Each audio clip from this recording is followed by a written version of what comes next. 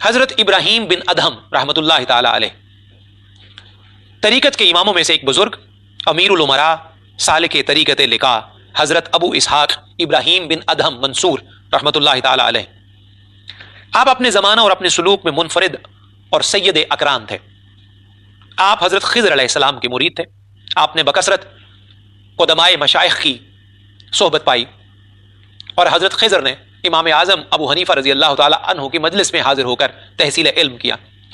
ابتدائی حاصل یہ ہے کہ آپ بلخ کے امیر تھے۔ ایک دن شکار کے لیے نکلے، ایک ہرن کے تعاقب میں گھوڑا دوڑایا اور لشکر سے بچھڑ گئے۔ اللہ تعالیٰ نے ہرن کو قوت گویائی عطا فرمائی اور اس نے فصیح زبان میں کہا، اے ابراہیم، کیا تم اسی کام کے لیے پیدا کیے گئے ہو؟ یہ بات آپ نے سنی تو یہی بات آپ کی توبہ کا سبب بنی اور آپ نے اسی وقت دنیا سے کنارہ کشی اختیار کر لی، زہد و ورا کی زندگی اپنا لی، اور حضرت فضیل بن عیاض رحمۃ اللہ علیہ اور حضرت سفیان ثوری رحمۃ اللہ علیہ کی خدمت میں حاضر ہو کر ان کی صحبت اختیار کر لی۔ توبہ کے بعد اپنے ہاتھ کی کمائی کے سوا کبھی کچھ نہ کھایا۔ طریقت و معرفت میں آپ کے اشارات ظاہر اور کرامتیں مشہور ہیں۔ تصوف کے حقائق میں آپ کے کمالات نہایت لطیف اور نفیس ہیں۔ حضرت جنید بغدادی رحمۃ اللہ علیہ نے آپ کے بارے میں فرمایا، حضرت ابراہیم ادہم طریقت و معرفت کے علوم کی کنجیاں ہیں۔ حضرت ابراہیم بن ادہم رحمۃ اللہ علیہ نے فرمایا، اللہ تعالیٰ کی صحبت اختیار کر کے لوگوں کو ایک طرف چھوڑ دو۔ مطلب یہ ہے کہ حق تعالیٰ کے ساتھ جب بندہ کا تعلق درست ہو اور اس کی محبت میں اخلاص ہو تو حق تعالیٰ سے یہ صحیح تعلق خلق سے کنارہ کشی کا تقاضا کرتا ہے، اس لیے کہ خلق سے محبت رکھنا خالق کی باتوں سے جدا ہونا ہے، اور اللہ تعالیٰ سے صحبت اسی صورت میں ممکن ہے جبکہ اخلاص کے ساتھ اس کے احکام کی اطاعت کی جائے، اور اطاعت میں اخلاص تب ہی پیدا ہوتا ہے جبکہ محبت الہی میں خلوص ہو، اور حق تعالیٰ سے محبت میں خلوص تب پیدا ہوتا ہے جبکہ وہ نفسانی خواہشات کا دشمن بن جائے۔ جو شخص نفسانی خواہشات کا تابع بنا رہے وہ خدا سے جدا ہو گیا، اور جس نے نفسانی خواہشات کو نکال پھینکا وہ رحمت الہی سے بہرہ مند ہو گیا۔ گویا کہ تم اپنے وجود سے خود ہی تمام خلق ہو، جب تم نے اپنی ذات سے اعراض کر لیا تو گویا ساری خلقت سے کنارہ کشی اختیار کر لی۔ لیکن وہ شخص جو خلقت سے تو کنارہ کشی اختیار کر لے مگر اپنی نفسانی خواہش کا غلام بنا رہے تو یہ ظلم ہے، کیونکہ ساری خلقت جس حالت میں ہے وہ تو حکم و تقدیر سے ہے، مگر تمہارا معاملہ تمہارے ساتھ ہے۔ طالب حق کی ظاہری و باطنی استقامت دو چیزوں پر ہے، ایک علم سے متعلق ہے، دوسری عمل سے۔ جو علم سے متعلق ہے وہ نیک و بد تقدیر کا جاننا ہے، اس لیے کہ عالم میں کوئی شخص متحرک کو ساکن اور ساکن کو متحرک نہیں کر سکتا، اس لیے کہ ہر چیز کو اور اس میں حرکت و سکون کو اللہ ہی نے پیدا کیا ہے، اور وہ جو عمل سے متعلق ہے وہ فرمان الہی کا بجا لانا ہے۔ معاملہ کی صحت، مکلفات احکام الہیہ کا تحفظ، اور ہر وہ حال جو تقدیر الہی سے متعلق ہو فرمان الہی کے ترک کے لیے حجت نہیں بن سکتا۔ لہذا خلق سے کنارہ کشی اس وقت تک صحیح نہیں ہو سکتی جب تک وہ خود سے کنارہ کش نہ ہو جائے۔ جب خود سے کنارہ کش ہو جائے تو تمام خلق سے کنارہ کشی ممکن ہو جائے گی، اور یہی حاصل مراد ہے۔ جب حق تعالی سے لگاؤ پیدا ہو گیا تو امر حق کی اقامت کے لیے ثابت قدمی میسر آ جائے گی۔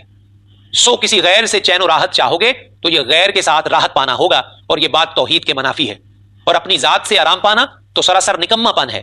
اسی وجہ سے حضرت شیخ ابو الحسن ثالبہ رحمۃ اللہ علیہ اپنے مریدوں سے فرمایا کرتے تھے کہ بلی کا حکم ماننا اپنے نفس کی پیروی کرنے سے بہتر ہے، اس لیے کہ اس سے محبت برائے خدا ہے، اور اپنے نفس کی محبت اور اس کی پیروی خواہشات نفسانیہ کی پرورش ہے۔ مزید تفصیل انشاءاللہ دوسری جگہ بیان کی جائے گی۔ حضرت ابراہیم بن ادہم رحمۃ اللہ علیہ فرماتے ہیں کہ میں ایک دفعہ ایک جنگل میں پہنچا تو ایک بوڑھے نے مجھ سے کہا، اے ابراہیم، تم جانتے ہو یہ کون سا مقام ہے جہاں بغیر کسی زیادہ راہ کے سفر کر رہے ہو؟ میں نے سمجھ لیا کہ یہ شیطان ہے جو غیر کی طرف مجھے پھیرنا چاہتا ہے۔ میرے پاس اس وقت 4 سکے تھے جو اس زنبیل کی قیمت کے حصے کے تھے جسے میں نے کوفہ میں خود فروخت کر کے حاصل کیا تھا۔ انہیں جیب سے نکال کر پھینک دیا اور عہد کیا کہ ہر میل پر 400 رکعت نماز پڑھوں گا۔ میں 4 سال جنگل میں رہا، لیکن اللہ تعالیٰ نے ہر وقت بے مشقت مجھے روزی عطا فرمائی۔ اسی اثناء میں حضرت خضر علیہ السلام کی صحبت حاصل ہوئی اور مجھے اسم اعظم کی تعلیم دی گئی۔ اس وقت میرا دل یکدم غیر سے خالی ہو گیا، وباللہ توفیق۔ حضرت بشر حافی رحمۃ اللہ تعالی علیہ طریقت کے اماموں میں سے ایک بزرگ، سریر رائے معرفت، تاج اہل معاملت، حضرت بشر حافی رحمۃ اللہ تعالی علیہ ہیں۔ آپ مجاہدے میں عظیم الشان اور برہان کبیر تھے، معاملات طریقت میں کامل مہارت رکھتے تھے۔ آپ نے حضرت فضیل بن عیاض رحمۃ اللہ علیہ کی صحبت پائی اور اپنے ماموں حضرت علی بن حشرم رحمۃ اللہ علیہ سے بیعت ارادت کی۔ آپ علم اصول و فروع کے عالم تھے۔ ابتدا کا واقعہ ہے کہ آپ ایک دن نشہ کی حالت میں گھر سے نکلے، راستے میں ایک کاغذ کا پرزہ ملا جس پر بسم اللہ الرحمن الرحیم لکھا تھا۔ تعظیم سے اٹھایا، خوشبو سے معطر کر کے پاک جگہ میں رکھ دیا۔ اسی رات آپ نے خواب میں دیکھا کہ اللہ تعالیٰ فرماتا ہے، اے بشر، تم نے میرے نام کو خوشبو میں بسایا، قسم ہے مجھے اپنی عزت کی، میں تمہارے نام کی خوشبو کو دنیا و آخرت میں پھیلا دوں گا، یہاں تک کہ جو بھی تمہارا نام لے گا اور سنے گا اس کے دل کو راحت نصیب ہوگی۔ خواب سے بیدار ہوتے ہی توبہ کی اور مضبوطی کے ساتھ طریقہ زہد پر گامزن ہو گئے۔ حق تعالیٰ کے مشاہدہ کا غلبہ اس حد تک تھا کہ ہمیشہ ننگے پاؤں رہے۔ لوگوں نے برہنہ پا رہنے کی وجہ دریافت کی تو آپ نے فرمایا زمین خدا کا فرش ہے، میں جائز نہیں سمجھتا کہ اس کے فرش پر چلوں کہ میرے پاؤں اور اس کے فرش کے درمیان کوئی چیز حائل ہو جائے۔ آپ کی معرفت کا یہ عجیب معاملہ ہے کہ جوتوں کو بھی آپ نے حجاب سمجھا۔ آپ فرماتے ہیں، جو یہ چاہتا ہے کہ دنیا میں عزت والا ہو اور آخرت میں شرافت والا ہو، اسے لازم ہے کہ 3 باتوں سے اجتناب کرے۔ ایک یہ کہ کسی سے اپنی ضرورت بیان نہ کرے، دوسرے یہ کہ کسی کو برا نہ کہے، تیسرے یہ کہ کسی کے کھانے کی دعوت قبول نہ کرے، کیونکہ جسے حق تعالیٰ کی معرفت حاصل ہوگی اسے مخلوق کی احتیاج نہ ہوگی، چونکہ خلق کی احتیاج عدم معرفت کی دلیل ہے۔ اگر وہ خدا کو قاضی الحاجات جانتا تو کسی غیر سے احتیاج براری نہ چاہتا، اس لیے کہ مخلوق کا مخلوق سے طالب امداد ہونا ایسا ہی ہے جیسے قیدی کا قیدی سے مدد مانگنا۔ کسی کو برا نہ کہنے کی وجہ یہ ہے کہ وہ خدا کے حکم میں تصرف کرتا ہے، اس لیے کہ وہ شخص اور اس کا فعل بد دونوں خدا کی مخلوق ہیں۔ اس کی پیدا کردہ چیز کو برا کہنا خدا کی طرف مراجعت کرنا ہے۔ کسی فعل میں عیب ڈالنا یا فاعل میں عیب نکالنا برابر ہے، سوائے اس کے کہ خدا نے جسے برا کہا ہے اس کی موافقت میں برا کہا جائے، جیسے کہ فسق و فجور اور کفر وغیرہ۔ اس کی وجہ یہ ہے کہ روزی رساں حق تعالی ہے۔ اگر وہ مخلوق کو تیری روزی کا ذریعہ بنائے تو مخلوق کو نہ دیکھو، بلکہ یہ دیکھو کہ یہ وہ روزی ہے جسے خدا نے تیرے پاس پہنچایا ہے، نہ یہ کہ کسی مخلوق نے روزی دی ہے۔ اگر روزی دینے والا بندہ یہ سمجھے کہ یہ روزی اس کی طرف سے ہے اور اس بنا پر تجھ سے احسان جتاتا ہے تو اسے ہرگز قبول نہ کرو، اس لیے کہ روزی میں کسی کا کسی پر کوئی احسان نہیں ہے۔ البتہ اہل سنت کے نزدیک روزی غذا ہے جسے خدا نے ان کا ذریعہ بنا کر بھیجا، لہٰذا اس کی سپاس گزاری اور شکر گزاری ضروری ہے۔ اور معتزلہ کے نزدیک روزی غذا نہیں بلکہ اشیاء میں سے ہے، اور یہ کہ اللہ تعالیٰ ہی مخلوق کو غذا کے ذریعے پالتا ہے۔ واللہ تعالی عالم۔ حضرت بایزید بستامی رحمۃ اللہ تعالی علیہ طریقت کے اماموں میں سے ایک بزرگ، معرفت و محبت کے آسمان، حضرت ابو یزید تیفور بن علی بستامی رحمۃ اللہ تعالی علیہ۔ آپ تمام مشائخ طریقت میں جلیل القدر ہیں، آپ کا حال سب سے رفیع تر ہے۔ آپ کی جلالت شان کے بارے میں حضرت جنید بغدادی رحمۃ اللہ علیہ فرماتے ہیں کہ صوفیاء کرام میں بایزید کی شان ایسی ہے جیسے فرشتوں میں جبرائیل علیہ السلام کی۔ آپ کے آباء و اجداد بستام کے رہنے والے مجوسی تھے، لیکن آپ کے دادا نے رسول اللہ صلی اللہ علیہ وآلہ وسلم سے بہت سی حدیثیں روایت کی ہیں جن کا مقام بہت بلند ہے۔ تصوف میں جو 10 امام گزرے ہیں ان میں سے ایک آپ ہیں۔ حقائق و معرفت میں آپ سے بڑھ کر کسی کو دسترس اور قوت انبساط نہیں ہے۔ طریقت و شریعت کے تمام علوم اور ان کے احوال کے آپ بہت بڑے عالم اور ان سے محبت کرنے والے تھے۔ ملحدین کا وہ مردود گروہ جو خود کو آپ کی وضع اور طریق کا پابند بتاتا ہے، آپ کا حال ان کے بالکل خلاف تھا۔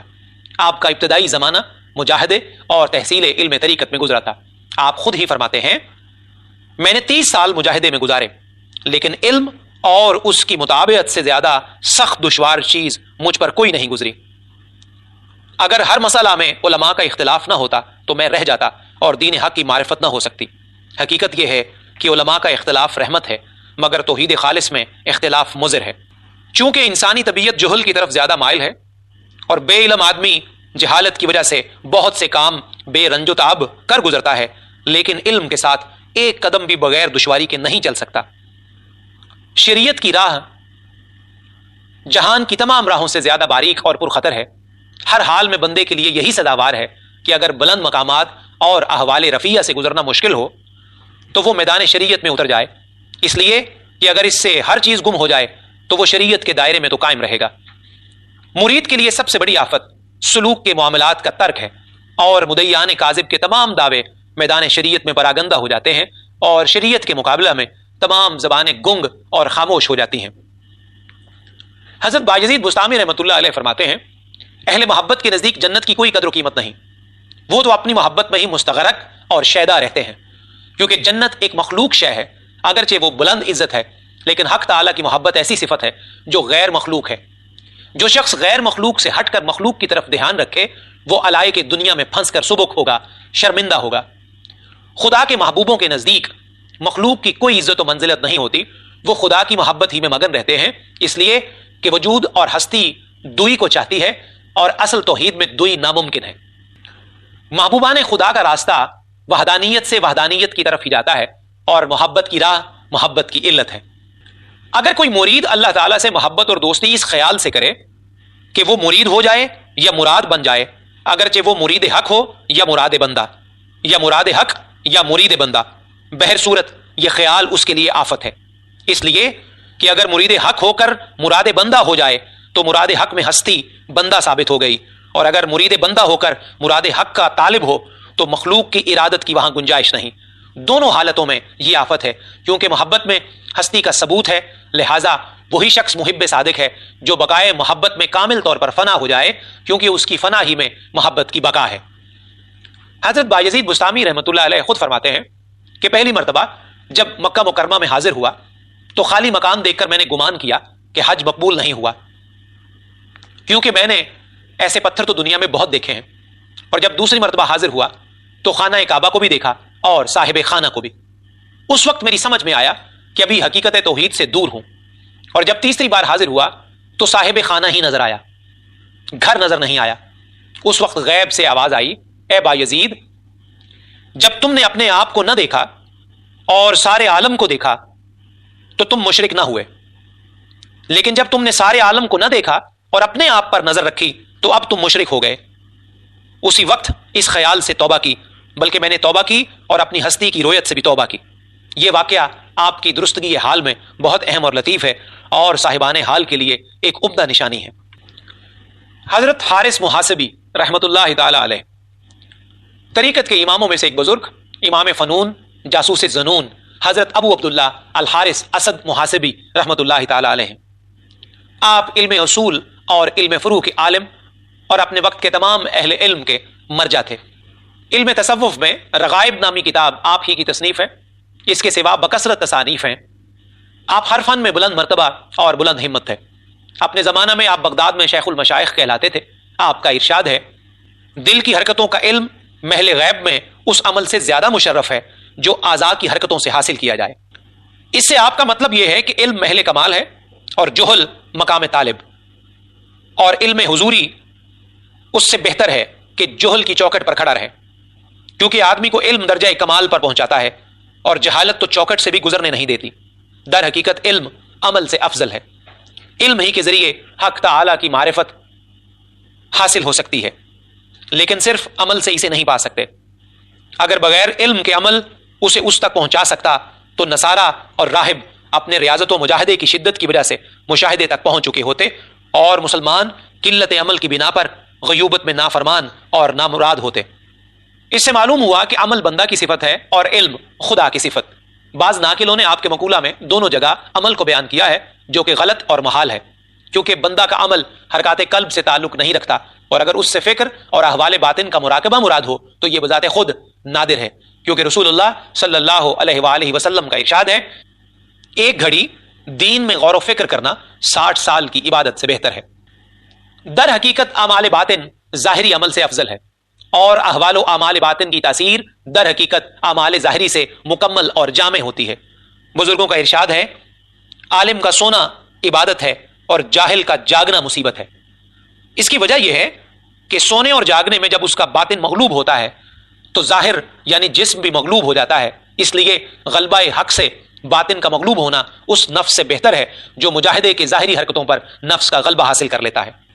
حضرت محاسبی رحمۃ اللہ علیہ نے ایک دن ایک درویش سے فرمایا، خدا کے ہو کے رہو ورنہ خود نہ رہو۔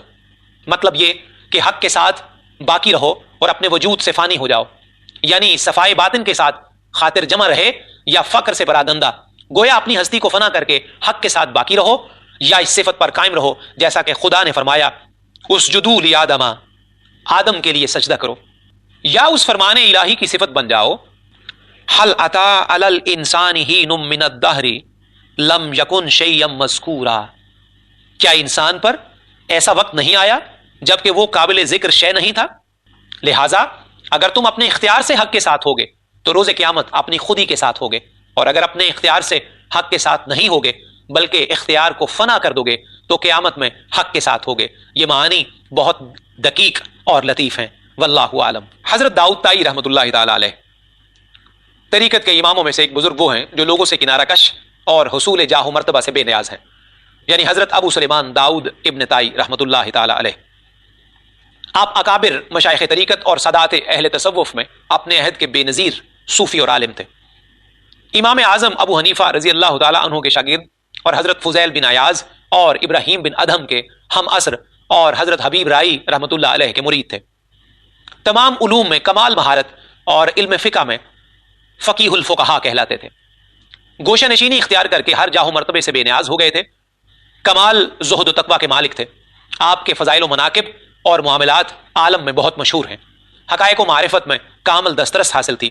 آپ نے ایک مرید سے فرمایا، اے فرزند، اگر تو سلامتی چاہتا ہے تو دنیا کو چھوڑ دے، اور اگر بزرگی چاہتا ہے تو آخرت کے انعام و اکرام کی خواہشات کے گلے پر چھری پھیر دے، کیونکہ یہ دونوں مقام حجاب کے ہیں اور تمام خواہشیں انہی دونوں چیزوں میں مستور ہیں۔ جو شخص جسم سے فارغ ہوتا ہے اس سے کہو دنیا سے کنارہ کش ہو جائے، اور جو روح سے فراغت چاہے اس سے کہو کہ آخرت کی خواہش کو دل سے نکال دے۔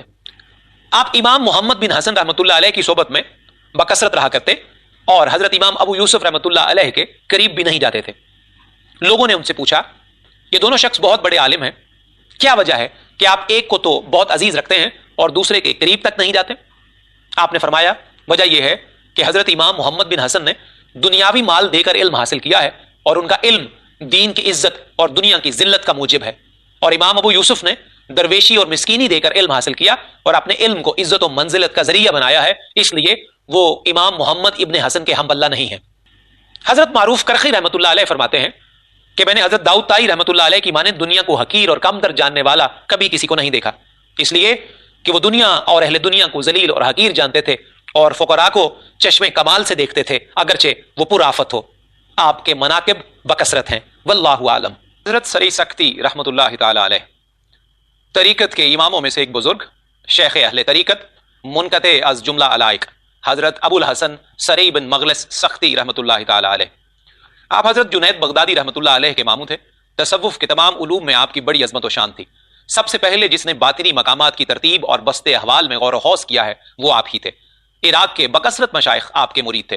آپ نے حضرت حبیب رائی رحمۃ اللہ علیہ کو دیکھا اور ان کی صحبت پائی، اور حضرت معروف کرخی رحمۃ اللہ تعالی علیہ کے مرید ہوئے۔ آپ بغداد کے بازار میں کباڑی کا کام کیا کرتے تھے۔ کسی وجہ سے جب بغداد کا یہ بازار جل گیا تو لوگوں نے خبر دی کہ آپ کی دکان بھی جل گئی ہے۔ آپ نے فرمایا، میں اس کی فکر سے آزاد ہو گیا۔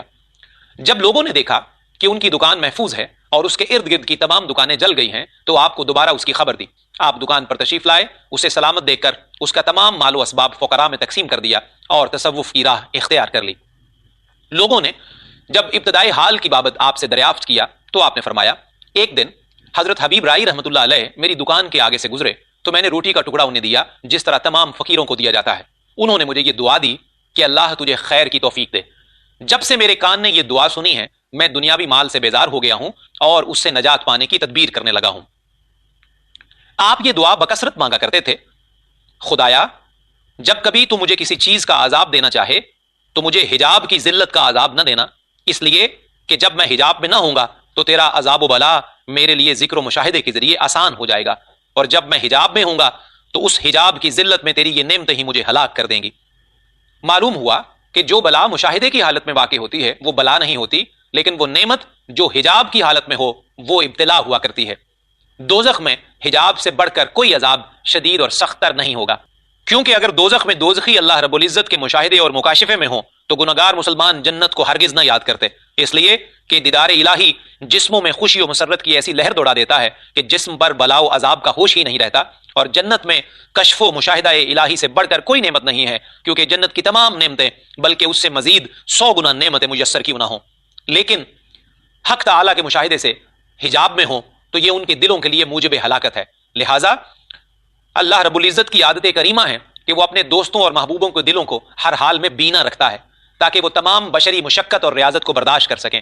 ایسی حالت میں یقیناً ان کی دعا یہی ہونی چاہیے کہ تیرے حجاب کے مقابلے میں ہر قسم کا عذاب پیارا ہے، جب تک ہمارے دلوں پر تیرا جمال ظاہر و منکشف ہے بلا و ابتلا کا کوئی اندیشہ نہیں ہے، واللہ عالم۔ حضرت شفیق بن ابراہیم ازدی رحمت اللہ تعالی علیہ طریقت کے اماموں میں سے ایک بزرگ، سر فہرست اہل بلا و بلوا، مایا زہد و تقوی، حضرت ابو علی شفیق بن ابراہیم ازدی رحمت اللہ تعالی علیہ ہیں۔ آپ صوفیاء کرام کے مقتدا اور رہنما اور جملہ علوم شرعیہ کے عالم اور حقیقت و معرفت کے دانا تھے۔ علم تصوف میں آپ کی تصانیف بکثرت ہیں۔ حضرت ابراہیم بن ادھم رحمۃ اللہ علیہ کی صحبت میں رہے، بکثرت مشائخ اعظام سے ملاقات کی اور ان کی مجالس میں حاضر ہوتے رہے۔ آپ کا ارشاد ہے، اللہ تعالیٰ نے اپنے فرما برداروں کی موت کو بھی زندگی قرار دیا ہے اور نافرمانوں کی زندگی کو بھی مردہ قرار دیا ہے۔ یعنی اگر فرما بردار گرچہ مردہ ہو مگر وہ زندہ ہے، کیونکہ فرشتے ان کی اطاعت پر قیامت تک آفرین کہتے رہتے ہیں اور ان کا اجر و ثواب انہیں ملتا رہتا ہے۔ معلوم ہوا کہ موت کی فنا کے بعد بھی بقا کے ساتھ وہ باقی رہتے ہیں اور اجر و ثواب کے حقدار قرار پاتے ہیں۔ ایک بوڑھا شخص آپ کے پاس آیا اور اس نے کہا، اے شیخ، میں بہت گناہگار ہوں اور توبہ کے ارادے سے حاضر ہوا ہوں۔ آپ نے فرمایا، تم دیر سے آئے ہو؟ بوڑھے نے کہا، نہیں، میں جلدی ہی آیا ہوں۔ فرمایا، وہ کیسے؟ اس نے کہا، وہ شخص جو مرنے سے پہلے چاہے کچھ دیر ہی آ جائے وہ جلد ہی آیا کرتا ہے۔ آپ کی توبہ کا ابتدائی واقعہ کچھ اس طرح ہے کہ ایک سال بلخ میں شدید قحط پڑا، لوگ ایک دوسرے کو کھانے لگے، سب لوگ غمزدہ اور پریشان حال تھے۔ ایک غلام کو دیکھا کہ بازار میں ہنستا مسکراتا اور خوشی منا رہا تھا۔ لوگوں نے اس سے کہا، تجھے شرم آنی چاہیے کہ تو ہنسی خوشی پھر رہا ہے جبکہ تمام مسلمان غمزدہ اور پریشان حال ہیں۔ اس نے جواب دیا کہ مجھے کوئی غم اور اندیشہ نہیں ہے، میں اس کا غلام ہوں جو اس شہر کا مالک ہے، اس نے میرے حال سے ہر پریشانی کو دور کر دیا ہے۔ حضرت شفیق رحمۃ اللہ علیہ نے غلام کی یہ بات دل کے کانوں سے سنی اور بارگاہ الہی میں عرض کیا کہ اے خدایا، یہ غلام جس کا آقا صرف ایک شہر کا مالک ہے وہ اس قدر خوش ہے اور تو مالک الملک ہے اور ہمارے رزق کا ضامن، پھر بھلا ہم اس قدر کیوں فکر مند اور پریشان حال ہیں؟ اس خیال کے آتے ہی آپ نے دنیاوی مشاغل سے منہ موڑ لیا اور راہ حق میں لگ گئے، پھر کبھی روزی کا فکر و غم نہ کیا۔ آپ ہمیشہ یہی کہتے رہے کہ میں اس غلام کا شاگرد ہوں اور جو کچھ میں نے پایا ہے اسی سے پایا ہے۔ آپ کا یہ کہنا از راہ تواضع تھا۔ آپ کے مناقب بہت مشہور اور معروف ہیں۔ حضرت عبد الرحمن عطیہ دارانی رحمت اللہ تعالی علیہ طریقت کے اماموں میں سے ایک بزرگ، اپنے وقت کے شیخ، راہ حق میں یگانہ حضرت ابو سلیمان عبد الرحمن عطیہ دارانی رحمت اللہ تعالی علیہ، آپ صوفیاء کے محبوب اور ان کے دلوں کے پھول تھے۔ آپ نے شدید ریاضت اور مجاہدے کیے، آفات نفس اور ان کی گھاتوں کی معرفت سے آپ ہمیشہ باخبر رہتے تھے۔ راہ سلوک میں آپ کے اقوال نہایت لطیف ہیں۔ آپ نے دلوں کی حفاظت اور اعضاء کی نگہداشت کے بارے میں بہت کچھ بیان فرمایا ہے۔ آپ کا ارشاد ہے، جب خوف پہ امید غالب آ جاتی ہے تو وقت میں خلل واقع ہو جاتا ہے، اس لیے کہ وقت حال کا نگہبان ہوتا ہے۔ جب تک بندہ حال کی رعایت کرتا ہے تو اس کا خوف دل پر غالب رہتا ہے، اور جب وہ خوف جاتا رہتا ہے تو وہ رعایت کو ترک کر کے اپنے وقت میں خلل انداز ہو جاتا ہے۔ اگر امید پر خوف کو غالب کرے تو اس کی توحید باطل ہوتی ہے، کیونکہ خوف کا غلبہ نا امیدی اور مایوسی سے ہوتا ہے، اور حق تعالی سے مایوس اور نا امید ہونا شرک ہے۔ لہٰذا توحید کا تحفظ امید کی صحت سے موقوف ہے اور وقت کا تحفظ اس کے خوف کے تحفظ میں۔ جب دونوں برابر ہوں گے تو توحید اور وقت دونوں محفوظ رہیں گے۔ توحید کی حفاظت سے بندہ مومن بنتا ہے اور وقت کی حفاظت سے بندہ فرما بردار ہو جاتا ہے۔ اس کا تعلق خاص مشاہدے سے ہے، اسی میں مکمل اعتماد اور بھروسہ ہے، اور خوف کا تعلق خاص مجاہدے سے ہے کہ اس میں مکمل اضطراب اور پریشانی ہے۔ مشاہدہ مجاہدے کی میراث ہے، اور یہ وہ مراد ہے کہ سب امیدیں نا امیدی سے ظاہر ہوتی ہیں۔ جو شخص اپنے عمل کے سبب اپنی نجات سے نا امید ہو تو ایسی نا امیدی حق تعالیٰ کی جانب سے اسے نجات کا ثمرہ دے گی اور اسے ایسی راہ دکھائے گی جس سے خوشی کے دروازے کھل جائیں گے اور اس کا دل طبعی آفتوں سے محفوظ رہے گا اور تمام اسرار منکشف ہو جائیں گے۔ حضرت احمد بن الحواری رحمۃ اللہ علیہ فرماتے ہیں کہ میں نے ایک رات تنہائی میں نماز پڑھی، مجھے اس نماز میں بڑا سرور آیا۔ دوسرے دن اس کا تذکرہ حضرت ابو سلیمان علیہ رحمہ سے کیا۔ آپ نے فرمایا، تم ابھی کمزور ہو کیونکہ تمہارے دل میں ابھی تک لوگوں کا خیال موجود ہے، اسی وجہ سے خلوت میں تمہاری اور حالت ہوتی ہے اور ظاہر میں کچھ اور، حالانکہ دونوں حالتوں میں کچھ فرق نہ ہونا چاہیے۔ بندے کے لیے یہ چیز حق تعالیٰ سے حجاب کا موجب نہ بنے، کیونکہ دولہا کی مجمع عام میں جلوہ نمائی کی جاتی ہے تاکہ ہر خاص و عام کی نظر دولہا پر پڑے۔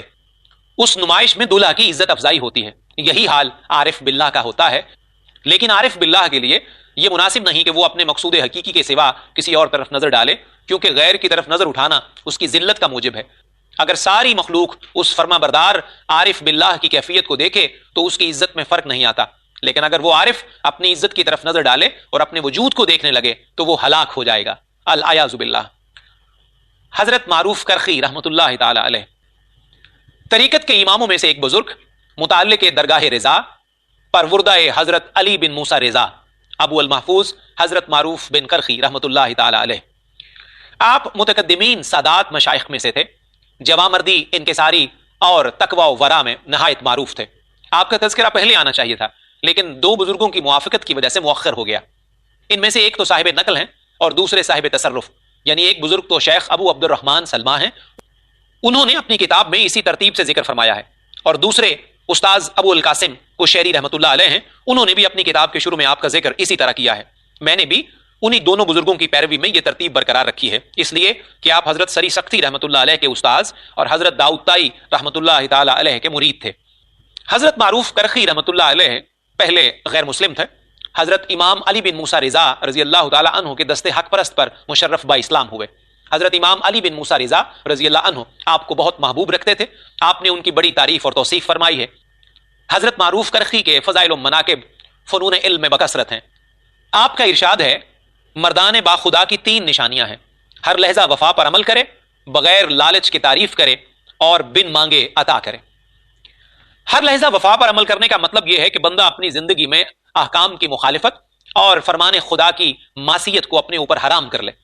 بغیر لالچ کی تعریف کرنے کا مطلب یہ ہے کہ جس کسی کی بھلائی نہ دیکھی ہو پھر بھی اس کی تعریف کرے، اور بن مانگے عطا کرنے کا مطلب یہ ہے کہ جب مال ہو تو اس کی تقسیم میں کوتاہی نہ کرے، اسے جب کسی ضرورت مند کی احتیاج معلوم ہو جائے تو اسے سوال کرنے کی ذلت کا موقع نہ دے۔ یہ اخلاق اگرچہ ہر مسلمان میں ہونے چاہیے، لیکن لوگ ان خوبیوں سے ناآشنا اور بیگانے ہیں۔ یہ تینوں صفتیں اللہ رب العزت کی ہیں کہ وہ اپنے بندوں کے ساتھ ایسا ہی سلوک کرتا ہے، اس لیے کہ یہ اس کی صفات حقیقی ہیں۔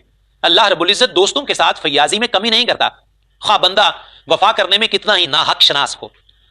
اللہ تعالیٰ کی وفا کی نشانی یہ ہے کہ اللہ تعالیٰ ازل میں اپنے بندوں کو قبل اس کے کہ ان سے کوئی عمل خیر ہو مخاطب فرماتا ہے اور انہیں یاد فرماتا ہے، اور آج دنیا میں بھی ان کے افعال کے باوجود انہیں نظر انداز نہیں کرتا، اور مدح بلا جود تو اس کے سوا کوئی کر ہی نہیں سکتا، کیونکہ وہ بندے کے کسی فعل کا محتاج نہیں ہے۔ اس کے باوجود بندے کی قلیل حمد و ثنا پر اس کی تعریف کرتا ہے۔ یہی حال عطائے بے سوال کا ہے، اس کے سوا کوئی ایسا کر ہی نہیں سکتا، اس لیے کہ وہ کریم ہے اور ہر ایک کے حال کا واقف اور علیم ہے، اور ہر ایک کے مقصد کو بغیر سوال کے پورا کرتا ہے۔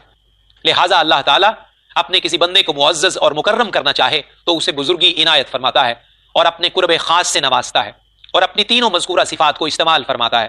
جو بندہ اپنی مقدور بھر ان صفات و اخلاق کے ساتھ سلوک کرتا ہے، اصطلاح تصوف میں اسے جوامرد کہا جاتا ہے، اور جوامردوں کی فہرست میں اس کا نام درج کیا جاتا ہے۔ یہ تینوں صفتیں حضرت ابراہیم خلیل اللہ علیہ السلام میں بدرجہ اتم موجود تھیں۔ حضرت حاتم بن اسم رحمۃ اللہ تعالی علیہ طریقت کے اماموں میں سے ایک بزرگ، زین العباد جمال اوتاد حضرت ابو عبد الرحمن حاتم بن الاسم رحمۃ اللہ تعالی علیہ، آپ بلخ کے برگزیدہ مشائخ اور خراسان کے اکابر میں سے ہیں۔ آپ حضرت شفیق رحمۃ اللہ علیہ کے مرید تھے اور حضرت احمد خضرویہ رحمۃ اللہ تعالی علیہ کے استاد تھے۔ ابتدا سے انتہا تک ایک قدم صدق و طریقت کے خلاف نہیں رکھا۔ حضرت جنید بغدادی رحمۃ اللہ علیہ فرماتے ہیں، ہمارے زمانے کے صدیق حضرت حاتم ہیں۔ رویت الہی، آفات نفس اور رونت طبع کے دقائق میں آپ کا کلام بہت عرفہ ہے۔ علم تصوف میں آپ کی بکثرت تصانیف ہیں۔ آپ کا ارشاد ہے کہ 3 قسم کی شہوتیں ہیں، یعنی نفسانی خواہشات میں سے ایک شہوت کھانے کی ہے، دوسری شہوت گفتگو کی ہے، اور تیسری شہوت نظر یعنی آنکھ کی ہے۔ لہٰذا ان کی حفاظت اس طرح کرو کہ اپنے رزق کے لیے خدا پر بھروسہ کرو، زبان سے سچ بولو اور آنکھ سے عبرت حاصل کرو۔ جس نے خوراک میں توکل کیا اور لذت طعام کے فتنہ سے محفوظ رہا، اور جس نے زبان کو سچائی کا عادی بنا لیا وہ زبان کے فتنہ سے محفوظ رہا، اور جس نے آنکھ سے درست کام لیا وہ نظر کے فتنہ سے دور رہا۔ توکل کی اصل اور حقیقت صدق و اخلاص میں ہے، اس لیے کہ جب ہر معاملہ میں صدق و اخلاص سے کام لے گا اور خدا کی روزی رسانی پر اعتماد رکھے گا اور زبان کو عبادت میں اور نظر کو اس کی معرفت میں مشغول رکھے گا تو بندہ جو کھائے گا اور پیے گا وہ درستگی کے ساتھ ہوگا، اور جو بات کرے گا وہ بھلائی کے ساتھ ہوگی. جب خدا کو سچا مانے گا تو اس کا ذکر زبان پر ہوگا, اور جب سچ دیکھے گا تو اسی کو دیکھے گا. یہ اس لیے کہ اس کے عطیہ و نعمت کو اس کی اجازت کے بغیر کھانا حلال نہیں, اور اس کے ذکر کے سوا زبان پر کسی اور کا ذکر لانا سچائی نہیں, اور اس کے جمال کے سوا موجودات میں کسی اور پر نظر ڈالنا جائز نہیں. جب اس سے لے کر اس کی اجازت سے کھائے گا تو اس میں خواہش کا دخل نہ ہوگا.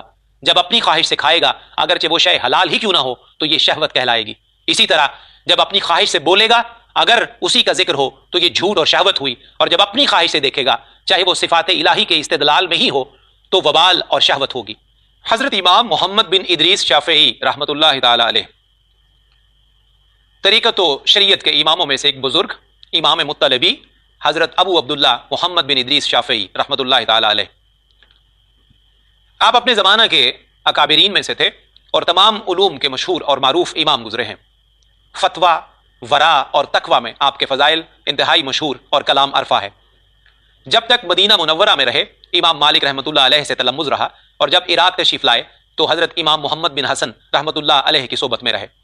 آپ کی طبیعت ہمیشہ گوشہ نشینی کی طرف مائل رہی اور طریقت کے حقائق کی جستجو میں مشغول رہے, یہاں تک کہ لوگ آپ کے گرد جمع ہو کر آپ کی اقتدا کرنے لگے. حضرت امام احمد بن حنبل رحمۃ اللہ علیہ بھی انہی میں سے ایک ہیں.